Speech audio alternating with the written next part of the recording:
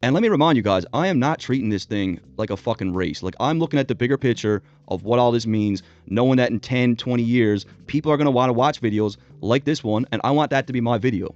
Like, I'm a white dude I'm a guest in this culture. You know, like, if I can attach my name to this in any way, that is more than any money I'll ever make or any plaque or anything. Let's talk about What's the Dirt. What's the Dirt has been acting a fool online.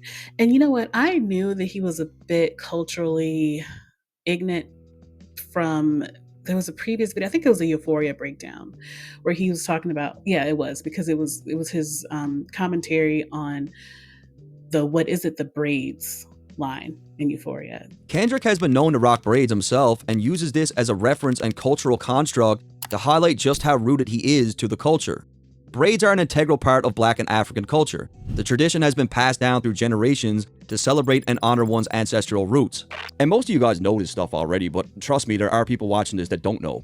What are you talking about? And this is what Kendrick Lamar was talking about in Euphoria, which is so ironic because this is the breakdown of Euphoria, and he doesn't even realize he's doing what Kendrick Lamar is criticizing Drake of doing, and that is counting up your Black features in order to feel Black enough. Like, we don't wear braids to mark how Black we are. Obviously, is a connection to our African roots, and that's a part of it, but just on a day-to-day basis, we don't wear braids to feel Black. This notion that like Black culture is something that we tally up in order to express our Blackness is just a weird approach toward the subject. And the fact that he goes, not everybody knows this, and it's kind of wrong. And you know what? I understand that he's trying. He even says later in this clip that, he acknowledges that Black people have been fired from our jobs because of our hair texture. So this right here isn't necessarily super offensive to me or anything. It was just more like an eye roll moment. I could tell he went on Wikipedia and read about it, and this is what he picked up from Wikipedia. But it still isn't like stepping over the line or anything. It's just he's a Canadian white dude who doesn't quite have the right context. So it was no big deal. There wasn't a lot of outcry about this because it was more, it was cringeworthy, but not necessarily offensive. But he made a video, or no, I'm sorry, he made a tweet that he now has deleted where he basically called Kendrick Lamar a Black Messiah. I made comments on this, and he did DM me, and I advised him to please stay away from the racial issues because this next video, I know, with it being about family matters, it's a lot of racial issues there, and I tried to like advise him, like, try to stay away from incendiary racial commentary. Like, keep it really technical and try not to add any like sassy comments because I knew from his Euphoria video that he is tone deaf. Not tone deaf, but I could tell that he didn't know what he was talking about. I could tell he didn't know what he was talking about when it comes to Blackness, which is fine because he is a Canadian white man. Of course, he doesn't know. But I advised him not to. And he still did it anyway. And I know I'm not the only one who advised him this. I know that I'm not. I know he probably messaged other people. I know he's gotten a bunch of tweets about it. And he still, many times throughout this Family Matters breakdown video, he used racially charged insults against Kendrick Lamar. And it's like, sir, social media can be a disaster. But one of the good things about social media is that if you need it, you have people that can try to help you and help you not make these kind of stupid mistakes. You cannot, especially in this rap beef that was so racially charged and culturally charged, you cannot commentate on this rap beef without our help, without the help of Black Americans who actually like your channel. You can't do it without, we are trying to help you and you are just ignoring the help. And that's crazy to me because you have this benefit of being well liked by Black people are willing to invite people to the cookout. We have a whole phrase for it. Invite someone to the cookout just means that we're cool with you. We do not mind people being guests here. And we do not mind helping you. But when we do, you don't even listen. And it's so annoying, because you really think that you're going to talk about cultural insensitivities in the Black community without our help? The arrogance of thinking that you can just be the premier person to talk about this without the help of other people is crazy. So let's get into it. Let's talk about What's the Dirt's breakdown of Family Matters. And I really want to do this because I've seen so much commentary online where they're saying, if you liked his previous videos, if you like the 616 in LA video, then why don't you like this one? Because this video is not as good. That's just the bottom line. Like, he definitely has had reaches in previous videos. He's had things I didn't agree with in previous videos, but these reaches and these biases in the Family Matters breakdown are more harmful and more offensive. And I feel like, and I mentioned this in my previous video about What's the Dirt, that I predicted that he was going to try so hard to try to make Family Matters as deep as 616 in LA or Euphoria, that he was going to become more biased and manipulative to his audience, and he wastes his time on silly things. And so what I'm going to do in this video is break down all the areas in his Family Matters breakdown video where he was biased, unfair, lying, being disingenuous, or manipulative. So let's start from the beginning. Second line, Drake claims that Kendrick was always jealous of his success, and I personally believe that this was true at one point, as we have Kendrick's own words to support this.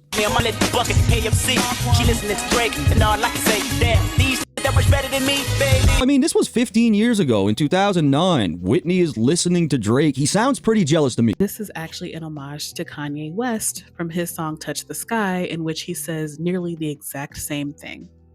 But the way What's the Dirt presents it is as if this actually happened to Kendrick.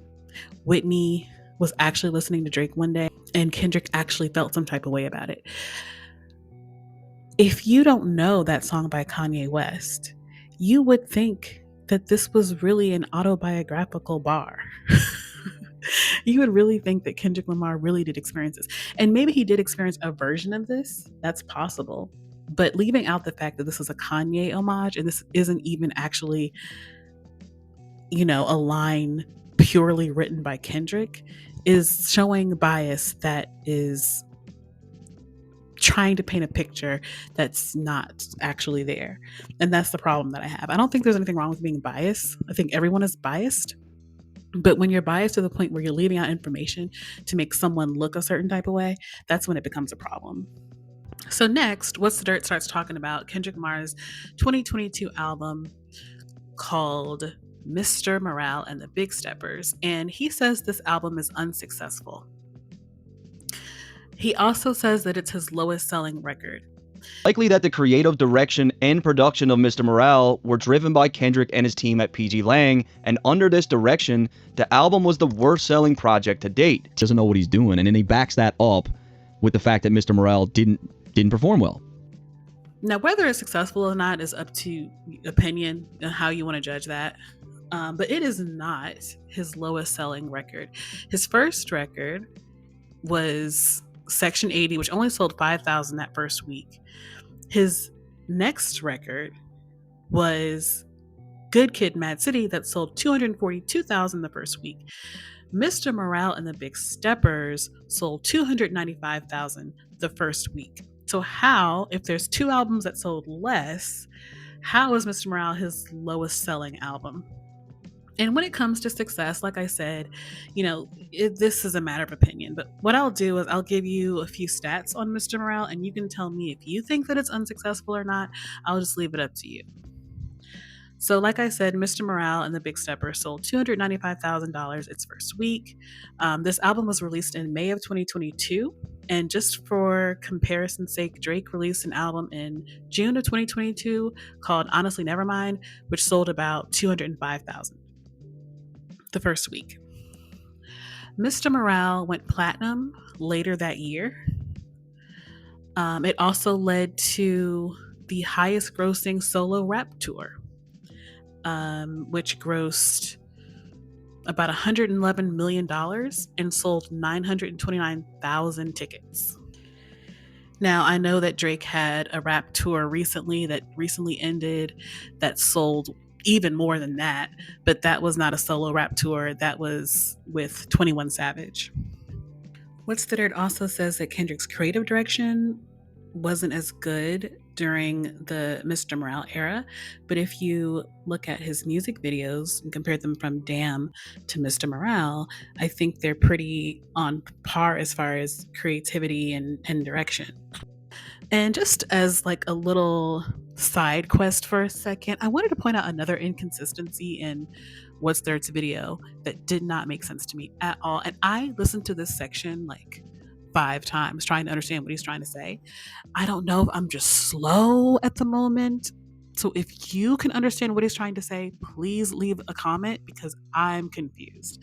So this is in reference to the beef between Drake and ASAP Rocky, in which ASAP Rocky in one of his songs says that he was messing with Drake's baby mama before Drake ever did. And then Drake in the Family Matters diss, he responds back by saying, actually, I was messing with Rihanna when you were messing with my baby mama. So do the math, you know? And what's the dirt? What's the dirt is like. While we do know that Rocky dated Sophie at one point, there are no concrete dates for us to base this on, but it's obvious Drake was sleeping with Rihanna at this time. So again, like Rocky set Drake up for a slam dunk rebuttal here. How can you not know when ASAP was sleeping with Sophie, who was Drake's baby mama, but you do know that Rihanna was sleeping with Drake at that same time? If you don't know the time of one thing, how do you know that the other thing happened at that same time? Right? Am I tripping? But then What's the Dirt brings up the notion that Kendrick Lamar is a fake gangster, that he talks about violence in his songs, but he wouldn't actually do it. It ain't Andre 3K, think I won't drop the location. He's talking about the strap. That's a K with all these nines, you gon' see Pet Cemetery. More gun talk. Niggas all in the coffee. Again with the blicky. Right with the dip sauce and the blammy, Brody. Now he's talking about the blammy. This is America. You can get a blammy at Walmart. What are you talking about? Like, he's so alarmed by these guns. And this is America. Okay. And number two, most of the time in music, whether it's rap or rock or country or whatever it might be, when someone says, violent things, they don't actually mean that shit 100%. Like when Drake said, "You dead," he didn't actually mean he was going to come and murk somebody.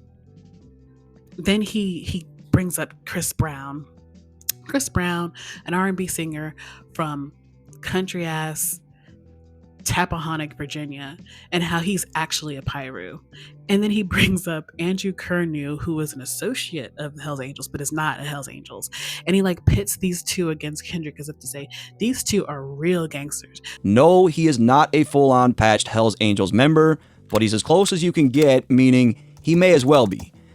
Drake is basically saying that Kendrick isn't that guy, he never was that guy, and he's very far removed from anything remotely close to gang life. Which is really a fact. I mean, Kendrick is not out here in the trenches. Like the sheer fact that Kendrick Lamar has become an adult in Compton shows that he is not to be played with.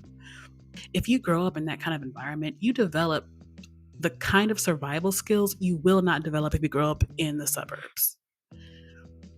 And this is why when people like Michael Jackson act up, or when Steve Lacy acts up, people are surprised. They're shocked. Like, Steve Lacy just threw a girl's phone.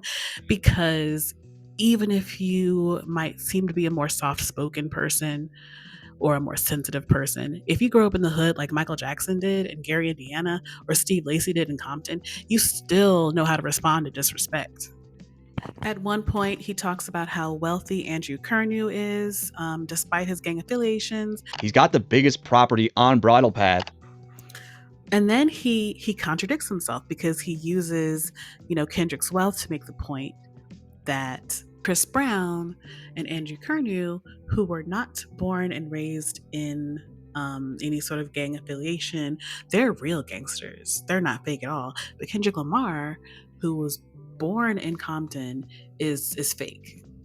Andrew Kernew, who is very, very wealthy now, is a real gangster, but Kendrick Lamar, who has a mansion, is not.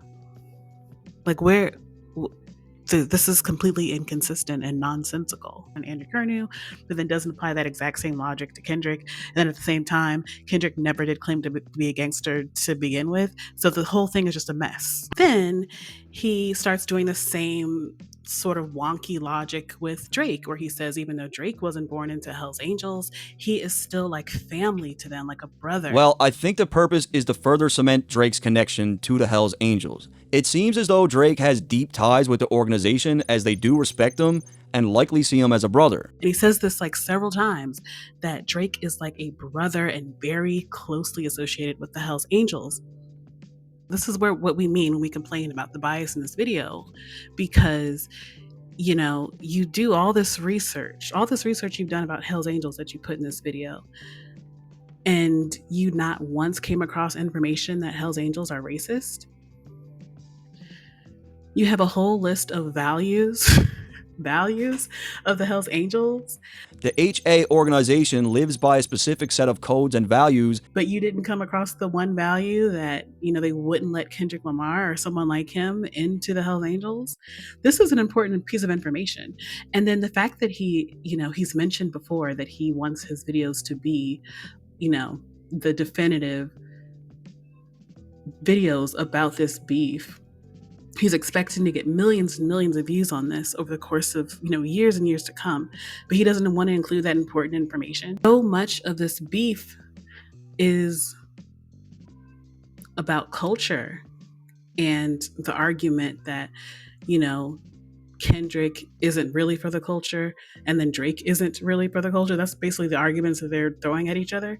And you don't want to point out the fact that Drake is associated with a racist organization. That's not information you think that we should know. Now let's talk about the nigga incident. Let's talk about what's the dirt saying in his breakdown, that Drake said the N-word 37 times to represent every year he's been a nigga. And he says the N-word 37 times on this track. And I believe his reasons for doing this is he's basically saying the word for every year that he's been alive to symbolize that he was indeed born black. I actually disagree with a lot of people a little bit, where I do think that Drake did that. I do think that that Drake really did squeeze in 37 niggas to commemorate every year he's been a nigga. I really do think Drake was like, Kendrick said I can't say the N-word, where I'm gonna be clever about this. I'm gonna go ahead and point out that I'm 37 years a nigga. I've been alive 37 niggas long. Like we're dogs. Like you're 37 in nigga years. I believe that. I believe that Drake is so hell-bent in proving his blackness that he would do something stupid like that. So I don't think What's the Dirt's wrong. This is where it gets weird though. What's the Dirt calls this clever. That's the problem I have with it, because this is not clever. This is stupid. It doesn't make sense to count up your life in nigga years. That's not a thing. That's stupid. And I listened to this song, and even back when it came out, I was like, why is he saying nigga so much? Why is he saying nigga so much? He says nigga so much, it feels like an insult. There's this one part, I think it's in one of the Rick Ross bars, where he says nigga like 3 or 4 times in like 2 bars. And the problem with this is that he takes the N-word and makes it a debate tactic. He takes the N-word and makes it like, a weapon of war. And that's problematic. That's problematic. It also kind of speaks to Kendrick Lamar's, when Kendrick Lamar said, how many more black features do you finally feel black enough? It speaks to that. It speaks to this notion that Drake, instead of just being a black person that he is, he tries to calculate it and count up how many niggas he could. It's literally what Kendrick said in Euphoria. How many more story tells about your life? How many more niggas do you really need to feel like a nigga? Like that's basically what he's done. And the fact that What's the Dirt thinks that's clever is a problem. But unfortunately, He praised this crazy ass behavior, and a lot of people got mad about it, and they should have. This is also the same segment where he assumes that Drake's mother discourages him from using the N word and doesn't use it. And he assumes that the black side of his family does use it. She probably asked him many times over the years not to use it, but she ultimately couldn't do anything about it because Drake is half black, the other side of his family uses it, so she had really zero say in the matter. How do you know that? You don't know that. He does say probably, but he is making an assumption based off of actually literally nothing. There are some black families that do not like to use that word. And there are a lot of white families who do use the word.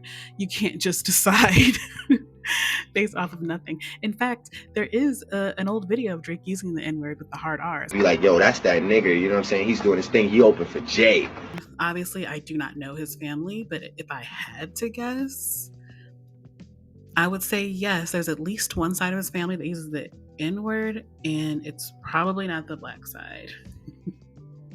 I don't know. I just feel like you learn how to talk from your family. I mean, it could also be his friends, but I'm just saying a fully grown black adult who uses the hard R, like, where did you learn that from? Who are you hanging with? What's going on? Then defends Drake's slave bar after all the commentary. This goes back to what I was saying in the beginning of the video. After all the commentary about how problematic the slave bar is, he still defends it for Drake. Why? He basically says that this line is not actually disrespectful, and we just don't understand. He's actually trying to say that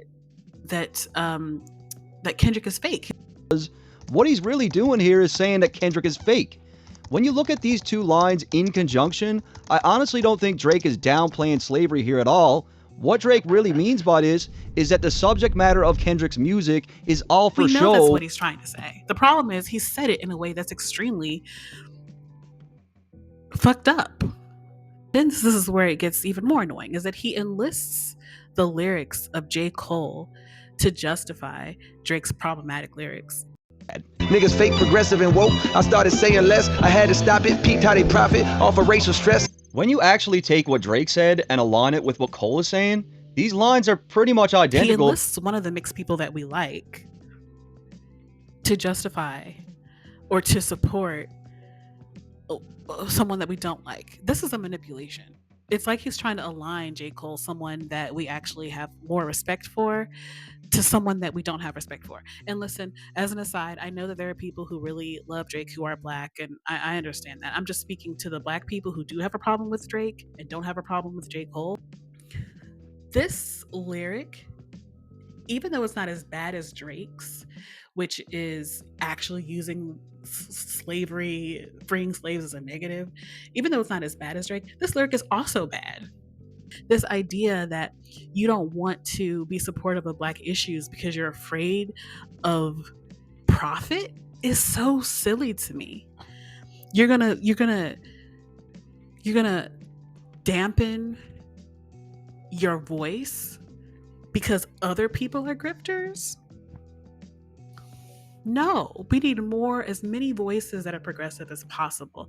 It doesn't matter if the next guy is fake woke. If you're woke, don't let the next fake woke guy damper your voice. That doesn't make any sense. So for him to use a problematic lyric to support another problematic lyric, as if J. Cole's reputation of being the more woke mixed person would help him, is just so manipulative.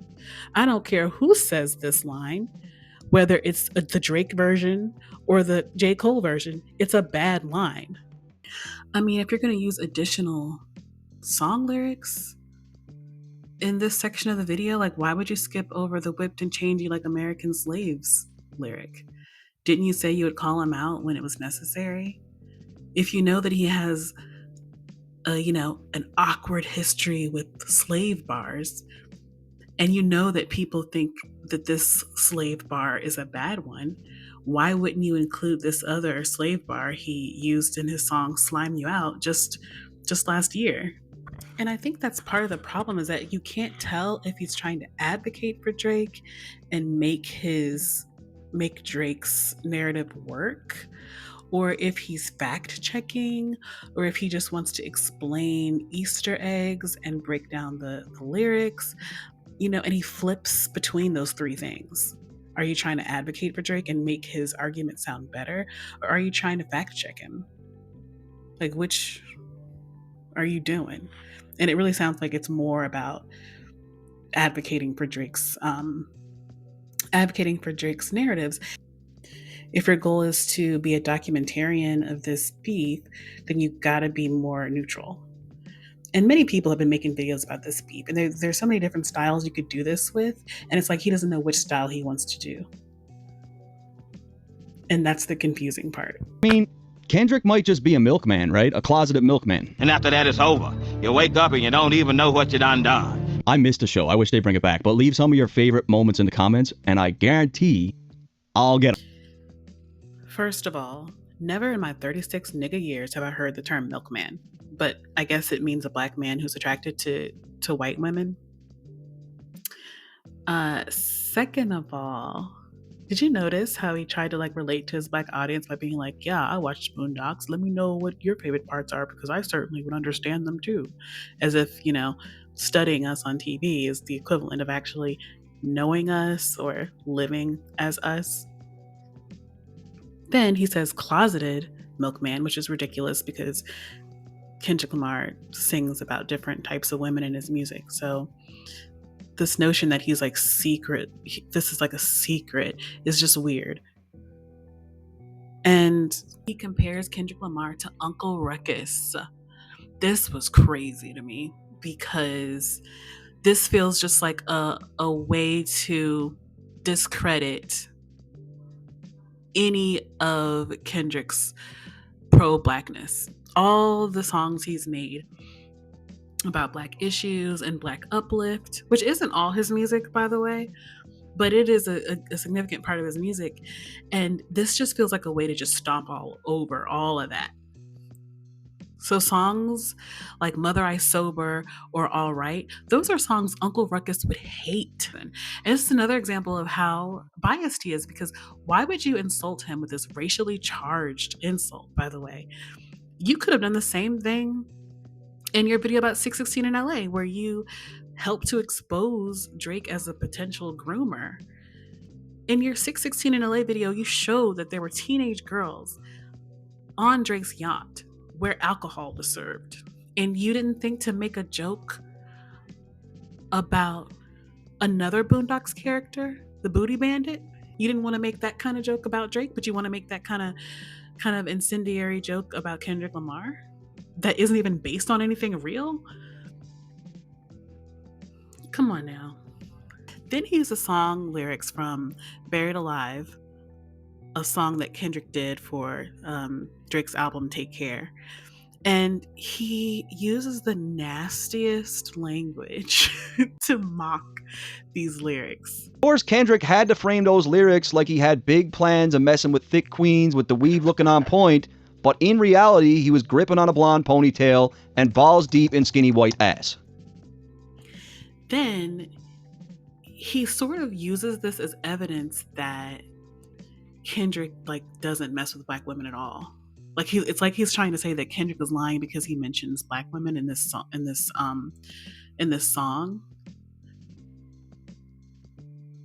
And then he's like, he actually likes white women. Why do you think that? Why can't he just like both types of women? Maybe he's just a hoe that likes everything. And of course, when Drake claims that Kendrick hit Vanilla Cream to help out his self-esteem, this also rings true as Kendrick admitted this himself. Insecurities that I project sleeping with other women. Whitney's hurt, the pure soul I know. What's the Dirt claims that Kendrick admitted to sleeping with white women to help his insecurities. But if you actually look at the song lyrics and listen to the words that he's saying, he says women, like women in general. He doesn't say white women specifically. So again, another deception. Another thing he's trying to push to help Drake. Why are you claiming that he admitted to something that Kendrick did not admit to? And even if he was not attracted to black women at all, why I mean, what difference does it really make? I mean, I don't listen to him because I hope he likes me. I don't listen to him because I hope one day we can be friends and maybe we can date. Like, that's why DJ Ack listens to Drake. That's not why. I mean, I would hope that people aren't listening to Kendrick Lamar as Black women, hoping that he's attracted to them in a sexual manner. That's sad if that were true for anyone. And the whole point of him mentioning white women in the songs that he has, where he mentions, messing with white women, he always talks about that in the context of how some Black people equate success with whiteness and purposely pursue white partners to exemplify their success. That's the context, the basic version of the context that he's using this in.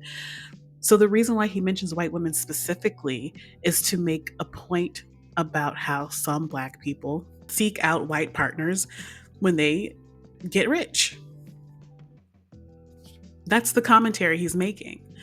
But someone like What's the Dirt or Drake, who has low culture IQ, poor reading comprehension, and low media literacy, didn't pick up on any of the context of these songs to indicate why he mentions white women to begin with.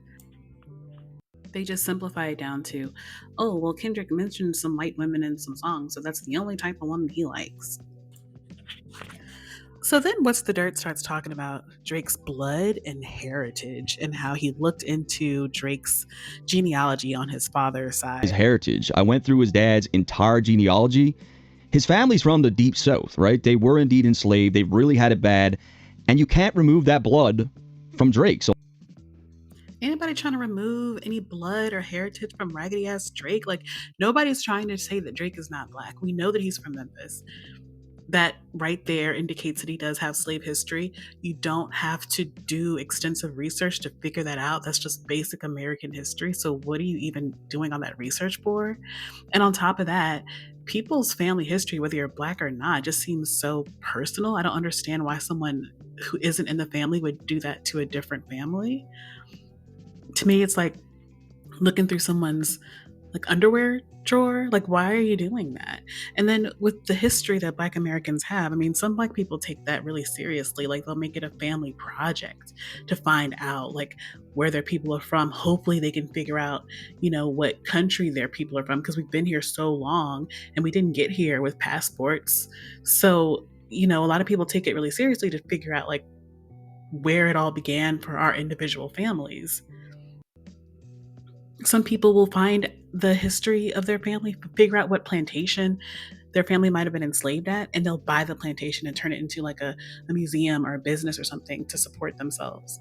So this idea that he just is roughaging around in people's family history is just creepy and invasive and weird and just bizarre. Because again, just go to his Wikipedia and find out that his dad is from Memphis.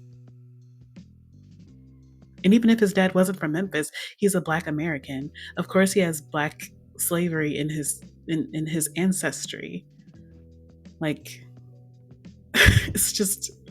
It was just a weird segment of the whole thing. And it's just so tone deaf. You tell he just thought that was normal to just look into someone's history. And I don't know if he paid someone to do that or if he hired a researcher or how far back he went. I don't know.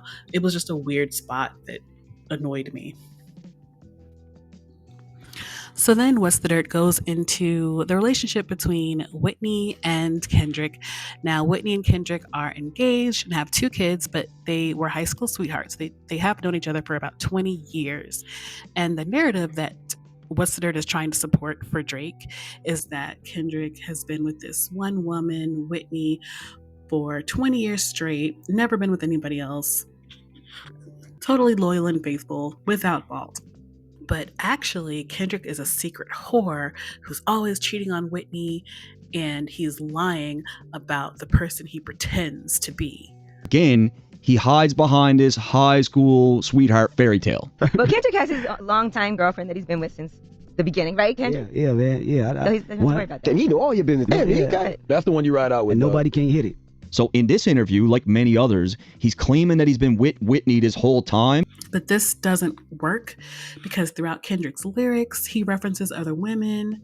In interviews, he talks about dating other women. And in the industry, you'll be around a lot of people with a lot of makeup on, a lot of high heels, and they probably lie to your face all the time. But when I go back to the hood rat house, they're going to give me some good vital information that I need to be knowing about life in general and myself, and keeping me humble at the same time. Goddamn, I might get something too. I don't know. I'm a hood rat infatuated.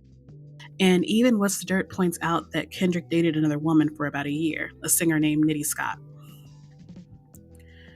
So there's no portrayal by Kendrick to be this guy that's been with one woman, because there's public information through interviews and song lyrics that he and Whitney have been on and off because he talks about other women.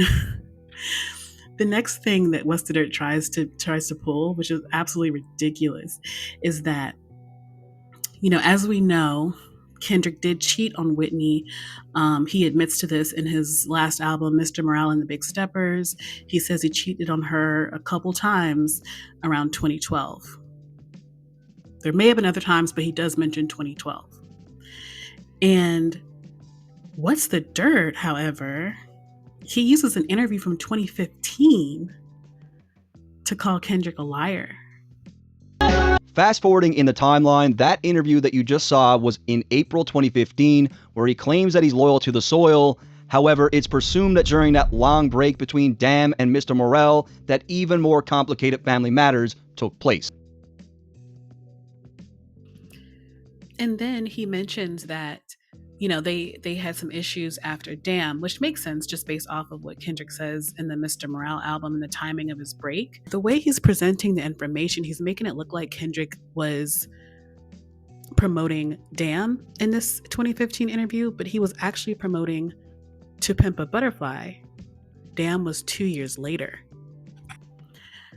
You don't know what kind of relationship they had in 2015. They might have been solid in 2015. So how can you use a 2015 interview where Kendrick says he's loyal to her to prove that he's lying? Because the evidence that we have is that Kendrick cheated in 2012. And this is something that we already pointed out to him, because a couple of months back in July, which is around the time that I tweeted him, he had made a post about this particular 2015 interview and confused it for the Damn promotion era. And people corrected him about this. And I guess he was just so stubborn trying to make this narrative work that he still included it in the video, but then just doesn't mention that it's the wrong year. This is just a manipulation again. It's fanboy behavior. He is trying way too hard to try to make Drake's narrative work. And it's like, sir, just tell what his narrative is. You don't have to try to prove that it's right, especially when you have to lie to prove it or use manipulation to prove it. You're using the wrong year. It's just sad for a man who is 35 Caucasians old to resort to this kind of manipulation for a celebrity that he probably doesn't even know. Then he goes into this thing about how Whitney and Kendrick aren't really together anymore and Whitney's cheating on him. But this line from Drake is about the cycle of doing Whitney dirty, and by all accounts, this is extremely accurate. I believe they separated a while ago, and the Mr. Morale album was a form of therapy for them, and I do believe they are now co-parenting. That's just my opinion, guys. I do think Drake got this part right. I do feel like the psychological damage that Kendrick did to her throughout his own infidelity would cause many women to seek that affection from someone else. And it's like, listen, that's possible. They have been through a lot. They've been on and off for so long. It's possible that they're just happily co-parenting right now. But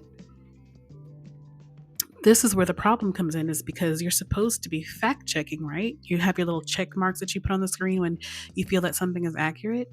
Well, what about when Drake said he got a bachelor pad in New York and was living the bachelor life, messing with a bunch of different women? You didn't think to show the photo of Whitney doing her daughter's hair in the Brooklyn apartment that Drake claims is actually Kendrick's bachelor pad? What kind of bachelor pad has your fiance and your daughter in it? What about the other photos and videos of Kendrick and Whitney, walking about the city or hanging out in a park? What about those? Do those not give you any evidence that they might still be together? And why didn't you present that information to fact check Drake's lyrics?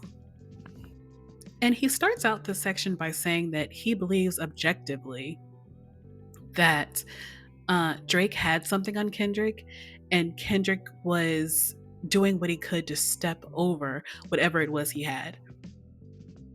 Objectively speaking, it appears that Kendrick recognizes Drake has something on him, as he's deemed it significant enough to issue a threat. We ain't gotta get personal, this a friendly phase, you should keep it that way. I don't think we should take it there. Let's just keep it friendly. He says it twice. There's zero doubt in my mind that Kendrick picked up on the fact that Drake had something on him. 100%. He says it as if it's a fact that Drake has something on Kendrick, just because Kendrick said, if you take it there, I'm taking it further. Kendrick could mean, yes, you have something on me, but Kendrick could also mean, I don't want you talking about my family. I don't want you talking about my wife or my fiance. It doesn't necessarily mean that Kendrick is trying to hide something. You just said that because you just want to say that. What's the Dirt also makes uninformed commentary about Whitney, her race, and her children's race. Although Kendrick's child isn't anywhere near to as light as Drake's, Drake leverages this to subtly accuse Kendrick of hypocrisy. So this is the beginning of a framework for what's to come, but basically he's just reminding the whole world that this is Kendrick's reality, right? He does have mixed children, and he does seem to prefer lighter complected women. I don't know what he's trying to do. I guess he's trying to say that Kendrick Lamar has a mixed fiance and mixed kids, so he shouldn't criticize Drake being mixed. And he keeps saying that Whitney is mixed, her kids are mixed. He's in a mixed family. Even though this is completely irrelevant to the conversation, because number one, it's a conversation about culture. Whitney is from Compton. Whitney and Drake are not the same just because they're both mixed race. I've seen this nigga dance. I've seen Drake dance, and I've seen Whitney dance. They are not the same. Her mother is half black. Her father is black. She's a black woman. And we certainly, I think most black Americans would say that Whitney's kids are black. That this is a black family. We come in different shades. Some of us are light, some of us are brown, some of us are dark, some of us are yellow, some of us are red. We have so many different terms for the different colors that black people come in. And he doesn't know that. And I don't think Drake knows it either, because they're both trying to otherize Kendrick's fiance and children by race, instead of just focusing on what Kendrick was actually saying, which was commentary on culture. And there was some controversy about Whitney when Kendrick and Whitney got engaged. It was stupid commentary. There were some people who felt that, her being mixed race was an issue of some sort. This is colorist rhetoric that was basically manufactured by white supremacy to create infighting in our community. And we still are struggling with that. So for What's the Dirt to participate in colorist rhetoric when he's not even subject to it is weird. It's very bizarre. And again, it's just him not minding his business and dipping and dabbling in something that he doesn't understand and shouldn't be commenting on. He also tries to support Drake when Drake says that Kendrick doesn't plant money trees. He's like, Kendrick may have given millions of dollars, but it's just a tax write-off. He should start businesses. But then he acknowledges that he has started a business, but that business is not the kind of business he thinks he should start. And then he acknowledges that he does help LA rappers, but it's not the LA rappers that he thinks he should help. Now, I think everyone knows that Kendrick has a long history of giving back to Compton and LA in general.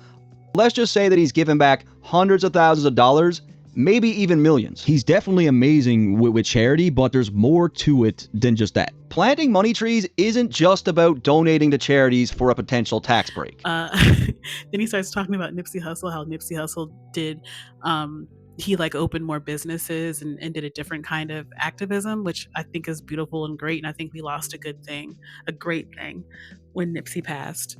But like, why are you pitting them against each other? Why are you pitting Kendrick Lamar against a person who has passed away? Like, why are you saying that? You're admitting that he does plant money trees, but you're so desperate to support Drake that you're saying that those money trees don't count. Like, you don't want Kendrick to plant like, you know, birch trees. You want him to plant maple trees. And what kind of money trees does Drake plant? This is just weird. He also doesn't include the fact that Kendrick Lamar received an honor on the California Senate floor for his contributions to Compton. Mr. Lamar is a familiar face in the neighborhood. Senator Jackson, giving back to his community that raised him. He has personally donated hundreds of thousands of dollars to support sports programs, after-school programs, music programs in the Compton Unified School District to help keep Compton students off the streets and in the classroom. Through his work with his own nonprofit organization and other organizations such as Habitat for Humanity, Mr. Lamar is not only giving voice to a new generation of urban youth, he is demonstrating the best of what it means to work hard, do well, and give back to his community. Senators, it is indeed an honor and a privilege to award Mr. Kendrick Lamar the 35th Senate District's Generational Icon Award. And he does cover the DV allegations that Drake lobbied against Kendrick. And at first I was like, okay, well, it looks like he's putting it together. He does say, you know, I don't think that there's enough information to pin this on Kendrick. But he leaves out important information, like the fact that Kendrick was not at the location that the security guard said the event occurred. So I made a separate video about that. I also want to say another aspect of his manipulation that I don't like is What's the Dirt always has this outro in his videos. He's always had this outro in his videos that show, you know, a series of people giving him props, just little clips of people giving him props. But for this video, the most racially charged video he's done, all of a sudden there's like 5 or 6 new niggas at the end of his video, just praising him. It's like 5 or 6 black people extra they added on, like another extra 30 seconds or so of just black people talking about how much they like his videos. Video, and he did his thing. I thought this was masterful. I can tell What's the Dirt analyzes. Not only that, but he listens to a lot of hip hop. This is amazing. That breakdown was dope, man. He did a great job, bro. I'd argue that. I think What's the Dirt is probably the most exciting new channel in hip hop right now. And that guy, What's the Dirt on YouTube? Yeah. I watched like a bunch of his videos. Oh, he's dope. Being on YouTube and like watching like What's the Dirt on, you know, the breakdown, I appreciate the Drake record a little more. That shit was fire. Yeah, he was going to. Yeah. But there's a long history of Kendrick and J. Cole kind of taking shots at each other. Shout out to my boy What's the Dirt. He got a great YouTube channel where he's broken down all of this in extreme detail. What's the Dirt is so dope, bro. He kills it, right? He's Kendrick so and fire. Drake. Hold it, bro. That shit is so hard, dog. Run it back. And shout out to my dude, What's the Dirt, because I do like him. I do. Oh, yes, he's dope. What's the Dirt? Shout out to that person. Homie looked like he did a good job. I saw that clip on YouTube. The guy did a good job. He did a good job with that. It's crazy. This guy's the Nostradamus of rap. Fresh out the club on my way back to the mansion. You know where I'm from, you don't never gotta ask us.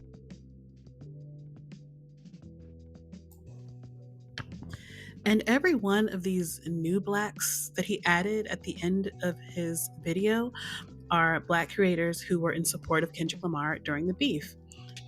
And some, if not all of them, have expressed concern about how Justin's been moving lately. I know that the company man who he featured in his outro expressed concern about the Black Messiah comment he made. I know that Chilling with Moni has expressed concern about that. And of course, they haven't seen the Family Matters video by the time he inserted them into the end of this video. So, you know, it feels like he's saying, yeah, I might have said some racially insensitive things, but look at all these black people that like me. It's like he's trying to preemptively call them hypocrites or something. No, that's not how it works. If we like you at one point, we don't like you now, that's totally fine. And then what makes it even more disrespectful is that some of the Black creators that he showcases at the end of his video are creators who did not like Family Matters and gave it poor reviews.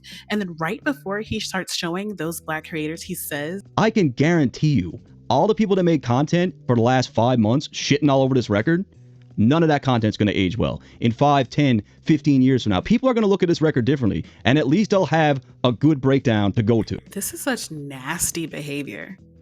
This is nasty. You insult the people who tried to help you. Then you put them in the end of your video while they praise your previous work before this piece of shit you put out. And then you say that your video full of lies and mistruths and inaccuracies is the good, so the only good breakdown of Family Matters. Are you dumb? And he did get a lot of praise at first. I liked his videos, even though they were imperfect, even though, you know, he would do this thing in his videos too that annoyed me, where he would be like, I'm the first one to come up with this. It's like, sir, you got that from Twitter or like Reddit. And I'll give him a tiny bit of credit. Like, he would see the theory on Reddit that's been on Reddit for like weeks, but then he would, like, you know, add support to that theory. Like, he would, you know, expound upon that theory, but he definitely didn't just think of this shit off the top of his head. Like, a lot of the stuff that he says in his videos, I had already seen just scrolling through Twitter. And I think the hype got him in his head thinking that he was some kind of master documentarian or something. And I think we all quickly discovered that he is not, in fact, a documentarian. He's just a regular nigga in Canada with a camera and a voice. And finally, I do want to kind of give you my overall impression of this Family Matters video breakdown, along with What's Third's other videos. I do believe his other videos involving the Kendrick, Lamar, and Drake beef were good. Not perfect, but they were good. I watched his other videos about Drake disses, and they didn't bother me or offend me at all. So the problem isn't that this video is in support of Drake, because he did the push-ups video and he did the tailor-made video. I had no problem with those. This video is different because he's rude to his audience. He's manipulative in this video. There's some racial undertones that I don't like. He leaves out information. It's just biased as hell.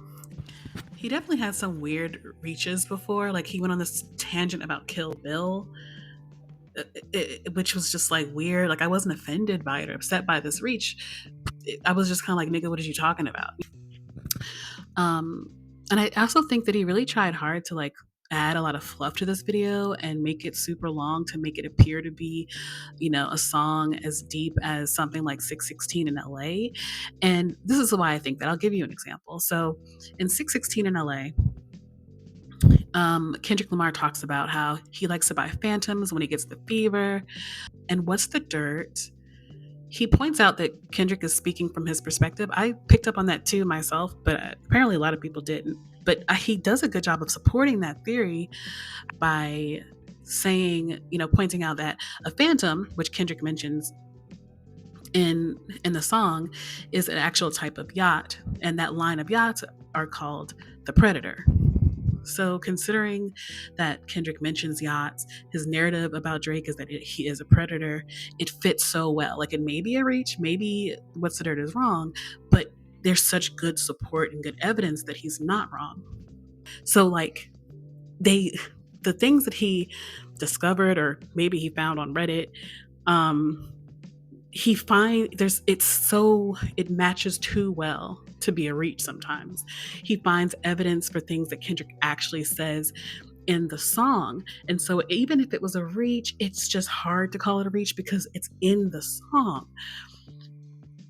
So let's compare that to Family Matters, where What's the Dirt spends a couple minutes talking about what kind of hearse Drake uses in the video. No one cares what type. He finds out that it's a Maybach hearse. This doesn't enhance the song or the video in any way. It just doesn't. It just doesn't. Not in my opinion, anyway. Not like the model of the yacht does. You know what I mean? It's the same concept. He's still talking about the model of a vehicle, but in one version, it heavily supports actual lyrics in the song, and then the one with Family Matters, it's just like a fun fact. He does say later that when Kendrick and Drake first met, it was in a Maybach car. Flimsy, not as interesting. And I just feel like there was a lot of moments like that in the video where it was like he was adding information. Like it was a part where he added information about the van that the van that Drake got and crushed. That van and where he got the van from. Like, no one cares. This doesn't enhance the song or the video in any strong way. So yeah, it was just full of fluff to me to try to make the song seem deeper than it really is. And like I said in my previous video about him, I do think that he's been influenced by the Drake stans. I think after the 616 in LA video, where he essentially gave good evidence that Drake could be a groomer, I think he got a lot of backlash. And I think he's just trying to fight that. And he went too hard in the other direction. He has mentioned before that I'm in a group chat with Adam and Trap Laura. Hey man, do they watch me? Be real, bro. Who be watching me? Who be watching me, bro? Be real, bro. I don't know if you ever came up in the chat because like I don't really be in the chat. I'll tell you who's in the chat. Hold on. Hey, you let me know who mentions me, dog. You follow me on IG. It's me. It's Poetic Flacco's in there. Brick Baby, Lush One, Menace Entertainment. Danny from the Stop. Yeah. Trap Laura and me. I feel like they may have influenced him because he's speaking the same kind of silly rhetoric that they do. And it kind of gave me this vibe. His attitude throughout the video gave me this vibe that he was trying to impress someone. Like he wanted to come across as like the cool kid who doesn't take any shit from the Kendrick nerds. Like that's kind of like the attitude he gave throughout this video. And it was very off-putting. I mean, if you don't like the info, just call me a culture vulture. That'll make you feel better. I think that, I know that he's going on an apology tour now. I don't know if I'm personally interested in watching any more of his videos because, like I said in the beginning of this video, he's been told and he's still messed up. And if we tell him again this time, I don't know. Like, I don't know how he's going to handle the Atlanta bar, the Atlanta verse in Not Like Us. If he continues the series, how the hell is he going to handle the Atlanta verse? So I just think that, a combination of his extreme arrogance and his strong desire to try to even the score for Drake and Kendrick, getting too comfortable. Like he took being invited to the cookout as an invitation to be disrespectful. Like that's what he did wrong. So he got too comfortable. He got too arrogant. He let everything get to his head and he messed up many, many times. I heard he's going to be taking a break. I think that's great. Mental health is paramount. So take care of that. And if he comes back, maybe he will have learned his lesson. We'll see. And for the concern trolling that the Kendrick fans got rid of What's the Dirt and the Kendrick fans are crazy. I mean, it is what it is. He made his choices. And I find it odd that the Kendrick fans are willing to debunk What's the Dirt, but the Drake fans are not willing to debunk What's the Dirt, because What's the Dirt has a whole video about the 616 in LA song that basically confirms what Kendrick is saying about Kendrick, and y'all were not concerned. And that's weird to me. That you're just not willing to debunk that. Is there nothing to debunk, or what's going on? Like, why did you not respond to that in any significant way? But yeah, thank you so much for listening. I know this is kind of a long video, but thank you if you got this far. And please subscribe if you want more of my ramblings.